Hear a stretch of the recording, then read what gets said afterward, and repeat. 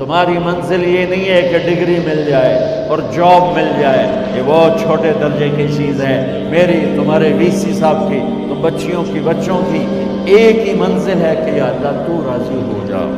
اللہ تجھے مرنے سے پہلے پہلے حاصل کرنا ہے، ڈھونڈنا ہے، پا لینا ہے، راضی کر کے مرنا ہے۔ لیتک تحلو والایام مریرۃ ولیتک ترضی والانام غضاب ولیت الذی بینی وبینک عامر وبینی وبین العالمین خراب ولیت الشراب من ودادک صافیا وشربی من ماء المعین السراب فاذا صح منک الود فالکل حین وکل الذی فوق التراب تراب۔ اللہ کو پاتے ہوئے جو سودا کرنا پڑے کر جاؤ۔ عبداللہ بن حذیفہ کو رومیوں نے پکڑ لیا، صحابی ہیں، ان کو آگ میں ڈالنے لگے تو وہ رو پڑے، تو لوگوں نے رومی بادشاہ سے کہا کہ یہ رو پڑا ہے، ڈر گیا ہے، ان کا لے آؤ، میرے پاس لے آؤ۔ ان کو واپس لائے تو رومن بادشاہ نے پوچھا کیوں روئے ہو، موت سے ڈر گئے ہو؟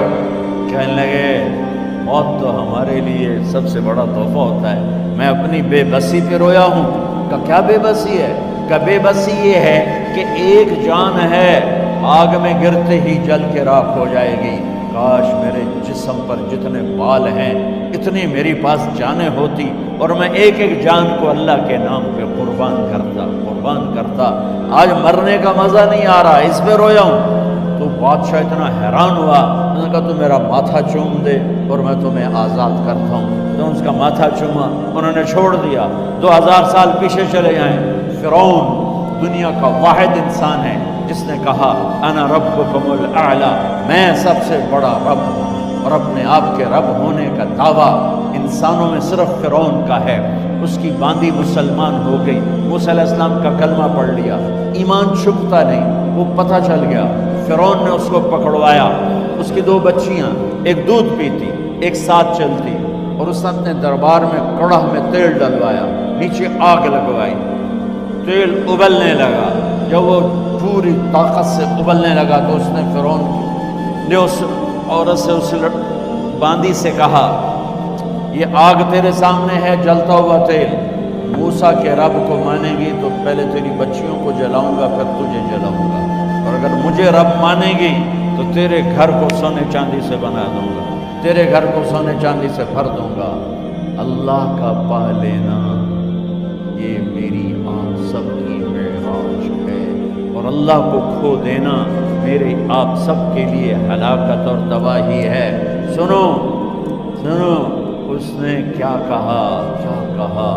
اللہ نے اپنی محبت کو ماں سے تشبیہ دی ہے، باپ سے نہیں دی، اور چھوٹا بچہ زیادہ ممتا کو لیتا ہے۔ وہ کہنے لگی فرعون یہ تو میری 2 ہیں، میری 100 ہوتی تو اللہ کے نام پہ آج میں قربان کر دیتی۔ فَقْضِ مَا أَنْتَ قَاضٍ، کر جو تجھے کرنا ہے۔ تو پاگل ہو گیا، غصے میں کہنے لگا اس کی بڑی بیٹی کو ڈال دو۔ تو انہوں نے اس کو یوں ٹانگوں سے پکڑا اور وہ چیختی چلاتی ہوئی تھی۔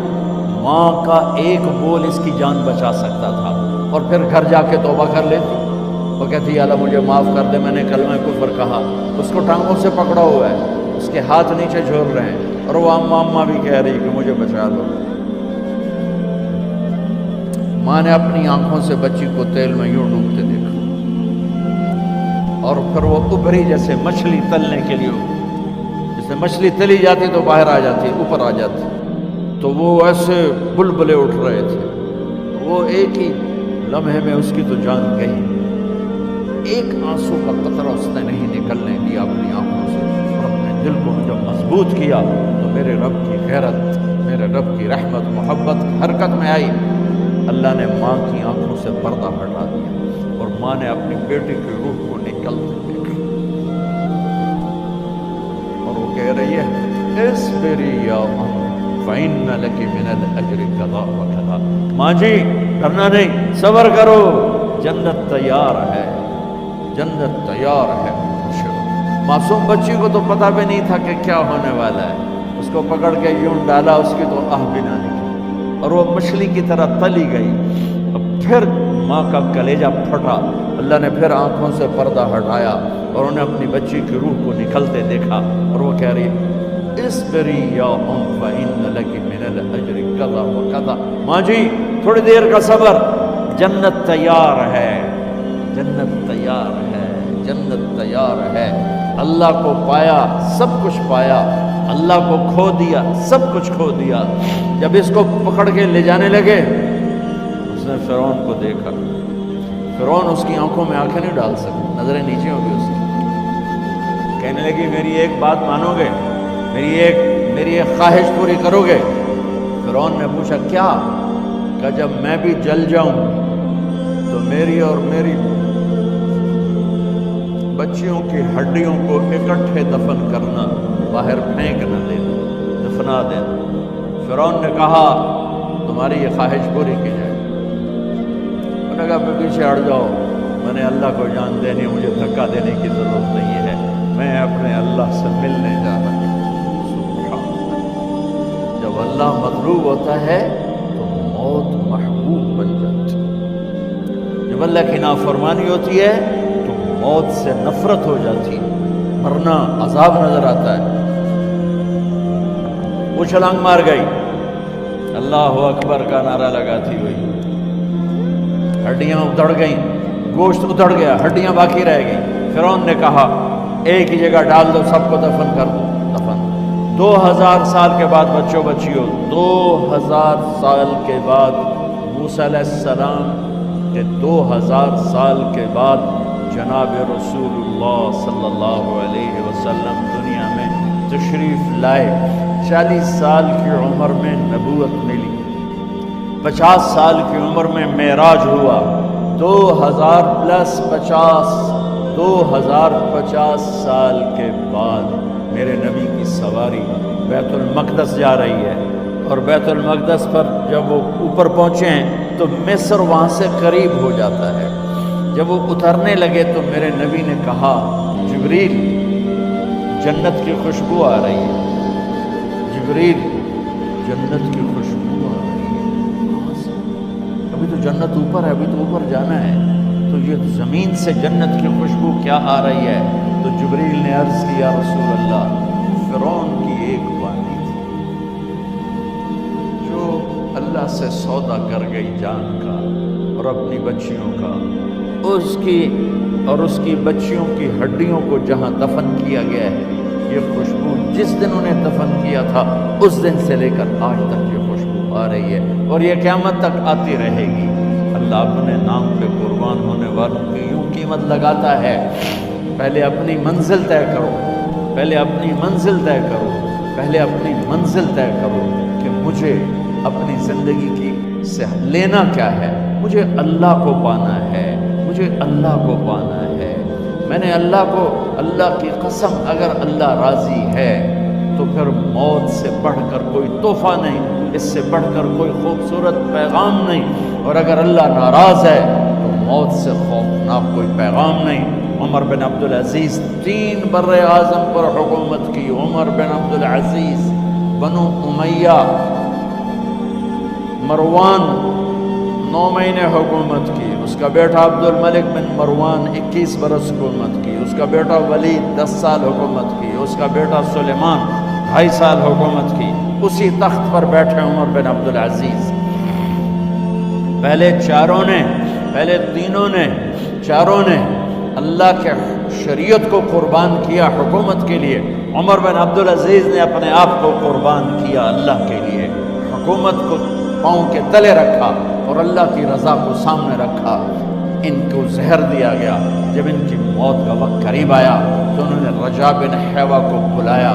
سننے والی بات ہے بچوں. ان سے فرمانے لگے سنو، میں نے 3 بادشاہوں کو قبر میں اتارا. اب بچیاں تو قبرستان جاتی نہیں، ہم تو اپنے ہاتھوں سے قبر میں اتارتے ہیں اور اوپر مٹی ڈالتے ہیں اور اوپر اینٹیں ڈالتے ہیں اور پھر منو مٹی میں دبا کے واپس آتے ہیں. یہ منظر آپ بچیوں کے تو دیکھنے کا بھی نہیں ہے. وہ کہنے لگے میں نے 3 بادشاہوں کو مٹی میں ڈالا، لیکن ان کے کفن کی گرہ کو جب کھول کے دیکھا تو ان کے چہرے قبلے سے ہٹ چکے تھے، وہ رنگ ان کے کالے پڑ چکے تھے. ولید بن عبد الملک، سلیمان بن عبد الملک، عبد الملک بن مروان، عبد الملک باپ، ولید بیٹا، سلیمان بیٹا، یہ تینوں ان کے چہرے کالے ہو گئے تھے اور ان کا قبلے سے منہ پھر گیا تھا۔ اب میں مرنے لگا ہوں، مجھے پہلے ضرور چیک کرنا کہ میرا اللہ میرے ساتھ کیا کرتا ہے۔ پہلے تینوں کی ظلم کی حکومت تھی، ان کے چہرے قبلے سے کیوں ہٹ گئے؟ آپ کو عجب بات بتاؤں، ولید بن عبد الملک روزانہ تہجد میں کھڑے ہو کے 10 سپارے پڑھتا تھا، 10 سپاروں کی تلاوت تہجد میں کرتا تھا کھڑے ہو کے، اور قبلے سے چہرہ ہٹ گیا۔ سلیمان بن عبد الملک تہجد گزار، چہرہ قبلے سے ہٹ گیا، ظلم کیا، ظلم کیا، ظلم کیا، خون کو پانی بنا دیا، حکومت پر شریعت کو قربان کیا، رشتے ناتوں کو قربان کیا۔ اللہ نے قبلے سے چہرے، نمازیں منہ پہ مار دی، روزے منہ پہ مار دیے، حج زکاتیں منہ پہ مار دی، تہجد ان کے منہ پہ مار دی، اور ان کے چہروں کو قبلے سے ہٹا دیا اور رنگ کالے کر دیے۔ عمر بن عبدالعزیز نے اسی سلطنت کو عدل سے بھر دیا، اسی سلطنت کو عدل سے بھر دیا۔ کیسی سلطنت کی؟ جب گورنر تھے تو 60 اونٹوں پہ سامان چلتا تھا، جب امیر المومنین بنے تو بچے کہنے لگے ماں سے، بچے بچیاں 12 تھے، ماں سے کہنے لگے کہ عید کا موقع آ رہا ہے، ابا سے کہو ہمیں نئے کپڑے تو لے کر دیں۔ ان کی ماں کا نام ہے فاطمہ، بچوں کی ماں کا نام فاطمہ بنت عبد الملک۔ یہ دنیاوی سٹیٹس میں سب سے بڑی خاتون گزری ہے، آج تک اس کے لیول کی کوئی عورت نہیں آئی۔ دادا بادشاہ، باپ بادشاہ، 4 بھائی بادشاہ، 6 خامن بادشاہ، 7 نسبتوں سے یہ عورت شہزادی رہی ہے۔ حضرت عمر گھر آئے، بیگم نے کہا بچے کپڑے مانگ رہے ہیں۔ حضرت عمر کہنے لگے میرے پاس تو پیسے نہیں ہیں، تنخواہ میں تو مشکل سے روٹی پوری ہوتی ہے، کہاں سے لے کر دوں؟ تو تھوڑی دیر خاموش رہی بیگم، پھر کہنے لگی آپ ایسا کریں اگلے مہینے کی سیلری ایڈوانس لے لیں، اس سے میں کپڑے لے لیتی ہوں اور روٹی کا خرچہ میں مزدوری کر کے گھر بیٹھے مزدوری کر کے چلا لوں گی، آپ 1 مہینے کی تنخواہ ایڈوانس لیں۔ حضرت عمر بن عبدالعزیز واحد خلیفہ ہیں جن کے دور میں 3 بر اعظم میں زکوٰۃ لینے والا باقی نہیں بچا تھا۔ یہاں لاہور میں ان کی حکومت کے نیچے تھا، جنوبی اسپین فرانس ان کے حکومت کے نیچے تھا، کاشغر تک ان کے حکومت کے نیچے تھا، استنبول کے دروازوں تک ان کی حکومت تھی۔ 3 بر اعظم میں ایک آدمی زکوٰۃ لینے والا نہ بچا، اور اپنا حال یہ ہے کہ بیگم سے کہہ رہے ہیں پیسے کوئی نہیں، کپڑے کہاں سے لے کر دوں؟ اور بیگم طریقہ بتا رہی ہے کہ آپ اگلے مہینے کی تنخواہ ایڈوانس لے لیں، اس سے میں کپڑے لے لوں گی، اور چولہے کا خرچہ، روٹی کا خرچہ میں گھر بیٹھ کے مزدوری کر کے کما لوں گی۔ تو حضرت عمر کہنے لگے ہاں یہ ٹھیک ہے۔ باہر آئے وزیر خزانہ مزاحم، انہیں بلایا کہ بھائی ہمیں اگلے مہینے کی تنخواہ ایڈوانس چاہیے، یہ تنخواہ والے لوگ بیٹھے ہوئے تنخواہیں لیتے ہیں۔ اس نے کاغذ قلم آگے رکھ دیا، کہا حضرت یہاں لکھ کے دے دیں آپ 1 مہینہ زندہ رہیں گے میں تنخواہ دے دیتا ہوں، آپ مجھے لکھ کے دے دیں آپ 1 ماہ زندہ رہیں گے میں آپ کو تنخواہ دے دیتا ہوں۔ چپ کر کے اٹھے، ایک لفظ نہیں بولے، گھر گئے۔ حضرت اپنی بیگم فاطمہ سے کہا بیگم بچوں سے کہہ دو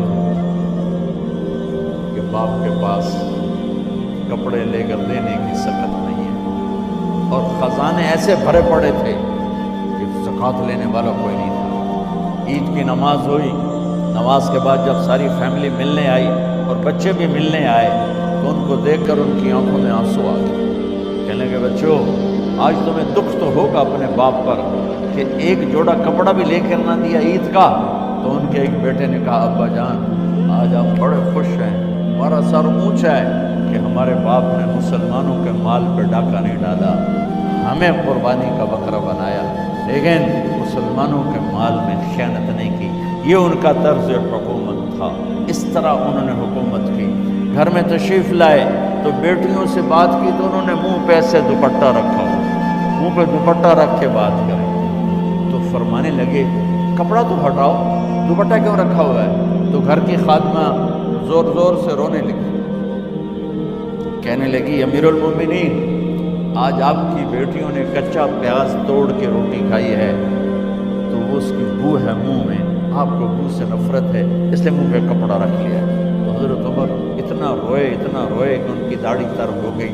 کہنے لگے آخر میں جب تھوڑا آسرے میں آئے کہ میری بیٹیوں تمہارا باپ تمہیں بڑے اچھے کھانے کھلا سکتا ہے لیکن میں جہنم کو برداشت نہیں کر سکتا، میں جہنم کی آگ برداشت نہیں کر سکتا، اب مرنے کا وقت آ گیا۔ جب وہ گورنر تھے تو 60 اونٹوں پہ ان کا سامان چلتا تھا، اور جب وہ امیر المومنین بنے تو عیادت کے لیے لوگ آ رہے تھے تو سالے عیادت کے لیے آئے، فاطمہ کے بھائی، کپڑے دیکھے امیر المومنین کے تو بہن کو ایک طرف کر کے فرمایا، بڑے نیک سرداروں میں سے تھے یہ مسلمہ بن عبد الملک، کہنے لگے امیر المومنین کے کپڑے تبدیل کروا دو، لوگ پوچھنے آ رہے ہیں تو میلے کپڑے اچھا نہیں لگتا، کہا جی بھائی کرواتی ہوں۔ اگلے دن جب وہ حال پوچھنے آئے تو پھر وہی کپڑے تھے تو انہوں نے ان کو الگ جا کر کہا بہن میں نے تمہیں کہا تھا کپڑے بدلوا دیتی، کیوں نہیں بدلوائے؟ تو وہ رونے لگی، کہنے لگی کہاں سے بدلواؤں، جوڑا ہی ایک، کہاں سے بدلواؤں؟ اور حکومت کتنی تھی؟ 3 بر اعظم، 3 بر اعظم کی حکومت۔ ہمارا تو پٹواری امان کا نہیں ہے، وہ 3 بر اعظم کی سلطنت لے کر ایک جوڑے میں اللہ سے ملنے جا رہے ہیں۔ جب ان کا انتقال ہوا سلیمان بن عبد الملک کی ڈیڈ باڈی جب قبر کے قریب لائے اتارنے کے لیے تو ایسے ایسے ہلنے لگا، اس کا پورا جسم ہلنے لگا، تو اس کے بیٹوں نے کہا کہ ہمارے ابا زندہ ہیں، تو حضرت عمر نے فرمایا بیٹو زندہ نہیں ہے، عذاب قبر جلدی شروع ہو گیا ہے، عجل اللہ بالعقوبہ، قبر کی پکڑ پہلے شروع ہو گئی ہے، چھپاؤ اپنے باپ کو جلدی۔ جب عمر بن عبدالعزیز کی ڈیڈ باڈی قبر کے قریب کی گئی اور ان کا بھائی اتارو بھائی، وہ باتیں شروع ہو جاتی ہیں، رومال ڈالو، چادر پکڑو، ادھر سے پکڑو، تو ایک دم ایسے ایک پرچہ ہوا میں اڑتا ہوا سب نے دیکھا، وہ آتے آتے آتے آتے آتے آتے یوں آ کے حضرت عمر کے سینے پر گر گیا، سب دیکھ رہے ہیں۔ جب اس پرچے کو اٹھا کے دیکھا گیا تو اس پہ ایک سطر پہ لکھا تھا بسم اللہ الرحمن الرحیم، اور دوسری سطر پہ لکھا تھا براءۃ من اللہ لعمر بن عبد العزیز من النار، یہ عمر کے لیے جہنم کی آگ سے نجات کا پروانہ۔ 3 بر اعظم کی سلطنت لے کر وہ جنت کا پروانہ لے کر دنیا سے گئے۔ جب ان کو قبر میں اتارا گیا تو انہوں نے رجا بن حیوہ سے فرمایا تھا 3 بادشاہوں کے چہرے دیکھے قبلے سے پھر گئے، رنگ کالے پڑ گئے، مجھے تم نے دیکھنا ہے کہ کیا ہوتا ہے؟ تو رجا فرماتے ہیں جب میں قبر میں اترا اور ان کے کفن کی گرہ کو کھول کے دیکھا تو چہرہ قبلے کی طرف فکس تھا، اور مجھے یوں لگا جیسے 14ویں رات کا چاند قبر میں اتر آیا۔ میرے عزیزو، طلبہ و طالبات، اللہ کو اپنی منزل بناؤ، اللہ کو اپنی منزل بناؤ، اللہ کو اپنی